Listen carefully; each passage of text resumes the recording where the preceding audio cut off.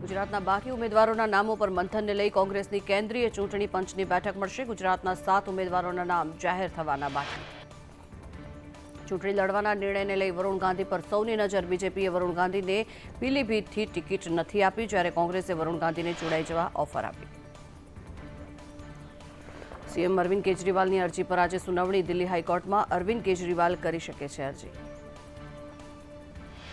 કેજરીવાલની ધરપકડના વિરોધમાં આપે રાત્રે થાળી વગાડીને પ્રદર્શન કર્યું. ગેટર કૈલાસ વિસ્તારમાં આપ નેતા અને દિલ્હીના મંત્રી સૌરભ ભારદ્વાજનું વિરોધ પ્રદર્શન. પરસોત્તમ રૂપાલાના વિવાદિત નિવેદનને લઈ રોષ. રાજકોટમાં રાજવીઓના નિવેદનને લઈ કરણી સેનાનું વિરોધ પ્રદર્શન. હવે શ્વાન રાખવા લેવું પડશે લાયસન્સ. હડકવા મુક્ત યોજના અંતર્ગત મનપાનો નિર્ણય. શ્વાન પાળવા માટે ₹500 થી 1000 સુધીનું લાયસન્સ લેવું પડશે. ઉનાળાની શરૂઆતમાં જ પાણીજન્ય રોગચાળો વકર્યો. ઝાડા ઉલટીના 562 કેસ નોંધાયા. કમળાના 85, ટાઇફોઇડના 204 કેસ નોંધાયા.